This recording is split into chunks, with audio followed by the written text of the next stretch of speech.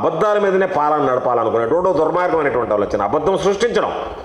అయిపోయిన తర్వాత కూడా ఈరోజు కూడా ఆ అబద్ధాల మీదనే నీ నడక కొనసాగించడం, ఆ అబద్ధాల పాపాల మీదనే నీ పాలన కొనసాగించడం అనేటువంటిది సరైనటువంటి పద్ధతి కాదు. కాబట్టి ఏడాది అయిపోయింది, నువ్వు ప్రజలకు చేసింది శూన్యం. ఎన్ని రకాలైనటువంటి నిందలు వేసావు. కల్తీ లడ్డు విషయంలో, నెయ్యి విషయంలో నువ్వు చెప్పు, నీ మెడకే తగులుకున్నది, సెల్ఫ్ గోలు వేసుకున్నావు.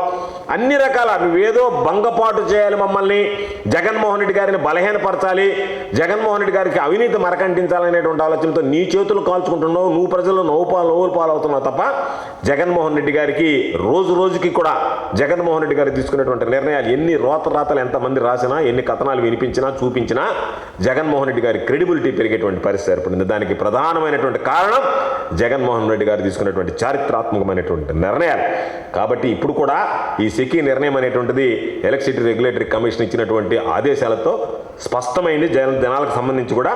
కాబట్టి మీకు ఏమీ నీ పాలనలో అభివృద్ధి లేదు, సంక్షేమం లేదు. నువ్వు చెప్పినటువంటి అబద్ధపు పుట్టలనే ఒక్కొక్కటిగా పగులుతున్నాయి. కాబట్టి తప్పుడు హామీలు ఇచ్చి మభ్యపెట్టి ప్రజలను మోసం చేశావు. కాబట్టి ఎక్కువ రోజులు లేదు చంద్రబాబు గారు, ప్రజలు మిమ్మల్ని చొక్కా పట్టుకొని నిలదీయడానికి. ఆయన పవన్ కళ్యాణ్ గారు పేపర్ తీసుకొని చదివాడు, నేను ఇవన్నీ 50 సంవత్సరాలకే ఇంటికి పెన్షన్ ఇస్తాను, 4,000 రూపాయల పెన్షన్, ప్రతి ఆడబిడ్డకి 3,000 రూపాయలు ఇస్తా, 15,000 రూపాయలు ప్రతి బిడ్డకి తల్లి ఓడిస్తా, అదేవిధంగా 3,000 రూపాయలు నిరుద్యోగ భృతి ఇస్తా, 20,000 రూపాయలు రైతులకు సంబంధించి అన్నదాత సుఖీభావ ఇస్తానని పేపర్ పట్టుకొని చదివి ఇవన్నీ మీకు తక్షణమే మెగా డిఎస్సితో తక్షణమే అంటే సంవత్సరం అయిపోయింది, ఇప్పటికి ఇంతవరకు మీరు పట్టించుకోలేదు. పాపం నీకు తక్షణమే అంటే అర్థం కాలే మాకు. నువ్వు తక్షణమే అంటే సంవత్సరాలను అర్థం కాలే. తక్షణమే అంటే ఏమనుకుంటావు, క్షణం అంటే ఒక సెకండ్.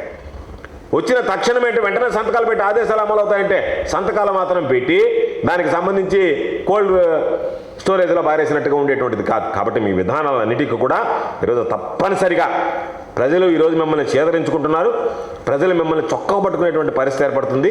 దానికి మీరు సిద్ధంగా ఉండాలని చెప్పి హెచ్చరిస్తూ ఈరోజు నిజంగా ERC Andhra Pradesh electricity regulatory commission తీసుకున్నటువంటి నిర్ణయం ఈరోజు ప్రజలందరికీ కూడా ఒక స్పష్టతనిచ్చేటువంటిది. జగన్మోహన్ రెడ్డి గారు తీసుకున్నటువంటి ఒప్పందం, జగన్మోహన్ రెడ్డి గారు చేసుకున్నటువంటి ఒప్పందాలు అతి తక్కువ ధరకే ఈరోజు ఆంధ్ర రాష్ట్ర ప్రజలకు కానీ, వ్యవసాయానికి సంబంధించిన రైతులకు కానీ, గృహ అవసరాలకు కానీ, విద్యుత్ అవసరాన్ని ఈరోజు తీర్చినటువంటి ఘనత జగన్మోహన్ రెడ్డి గారిది అని చెప్పి సందర్భంగా తెలియజేస్తూ, దయచేసి ఈ విషయాలన్నీ నేను పచ్చ మీడియా రాస్తుందని కాదు, కనీసం ప్రజలకు తెలియాలి. పచ్చ మీడియా మీద ప్రజలకు ఏకభావం పుట్టేటువంటి పరిస్థితులు ఏర్పడ్డాయి.